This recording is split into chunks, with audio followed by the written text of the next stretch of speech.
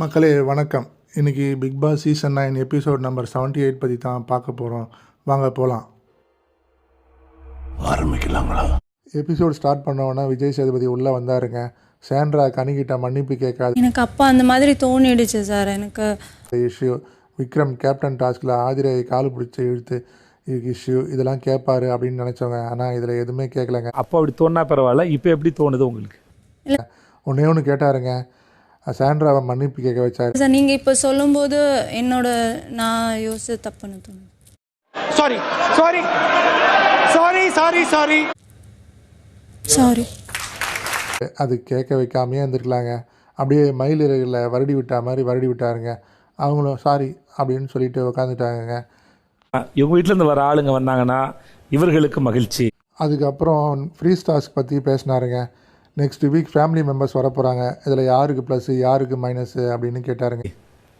ஆனால் இவர்களுக்கு மகிழ்ச்சி இல்லை, பயம். இதில் மேக்ஸிமம் எல்லாரும் பார்வதிக்கு தான் பயம் அப்படின்னு சொன்னாங்க.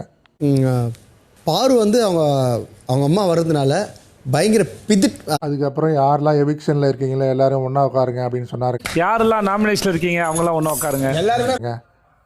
அதுக்கப்புறம் ஒவ்வொருத்தரையாக சேவ் பண்ணாருங்க. அமித், கம்ருதீன், அரோரா, சாண்ட்ரா, கடைசியில் எஃப்ஜே, ஆதிரை, பார்வதி, திவ்யா இவங்க 4 பேரையும் சென்டராக உட்கார வச்சுட்டு இந்த 4 பேரில் யார் வெளியே போவாங்க சொல்லுங்கன்னு ஒவ்வொருத்தரையாக கேட்டாருங்க.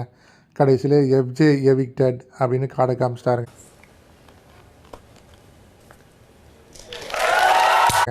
எஃப்ஜே எல்லாருக்கும் பாய் சொல்லிட்டு வெளியே வந்தார்.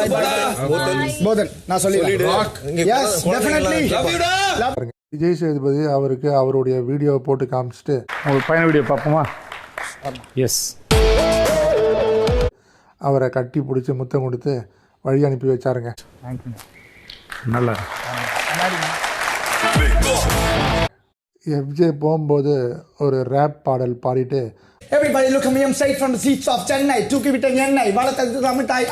ஆதிரை கிட்ட மன்னிப்பு கேட்டாருங்க. நான் உன்னை உண்மையாக நேசித்தேன், என்னை மன்னிச்சிரு சொல்கிறேன்.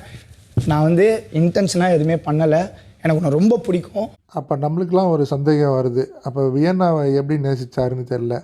இந்த மாதிரியான செயல்களால் தாங்க இவங்களாம் வெளியே போகிறாங்க. அது இவங்களுக்கு தெரியுதா தெரியலையான்னு தெரியல. எஃப்ஜேவை வழி அனுப்பி வச்சுட்டு விஜய் சேதுபதி உள்ளே வந்தாருங்க. உள்ளே இருக்கிறவங்க எல்லாரும் விஜய் சேதுபதி பாய் சொல்லிட்டு போயிடுவார் அப்படின்னு நினச்சிருப்பாங்க.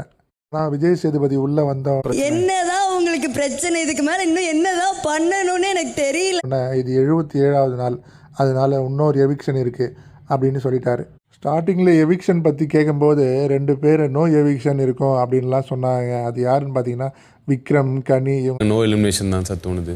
இது கனி சொல்லுங்க சார். எனக்கும் சத்தியமாக இந்த வாரம் நோ எவிக்ஷனாக இருக்கும் சார் அப்படின்னு சொன்னாங்க.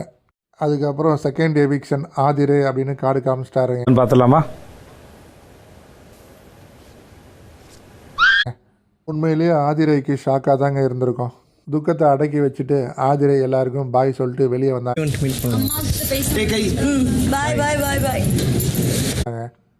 வெளியே வந்த உடனே விஜய் சேதுபதி அவங்களுக்கு அவங்களுடைய வீடியோவை போட்டு காமிச்சாருங்க. ஆதிரைக்கு மக்கள் மேலே கோவங்க.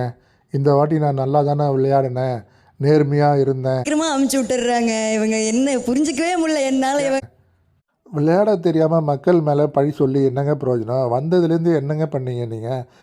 எஃப்ஜேவை பழி தீக்கணும்னு தான் உள்ளே வந்தீங்க. எஃப்ஜேவை பற்றியே பேசிகிட்டு இருந்தீங்க. அதுக்கப்புறம் எஃப்ஜேவை கூடயே கட்டி பிடிச்சின்னு விளையாடிட்டு இருந்தீங்க. இதில் எப்படிங்க மக்கள் உங்களுக்கு ஓட்டு போடுவாங்க? பிக் பாஸ்ன்றது டாஸ்கில் வின் பண்ணிட்டாலே மக்கள் ஓட்டு போட்டுருவாங்க அப்படின்னு இவங்க தப்பாக கணக்கு போட்டிருக்காங்க. டாஸ்க் பிக் பாஸ் கொடுக்குறது. மக்கள்கிட்ட நல்ல பேர் இருக்கணும்னா நீங்கள் நல்லது செய்யணும், கெட்டவங்களை தட்டி கேட்கணும். அப்போ தான் மக்கள் ஓட்டு போடுவாங்க. இதோட இன்னையோட எபிசோட் முடிஞ்சதுங்க. மறக்காம சர்ப்ரைஸ் பண்ணுங்க.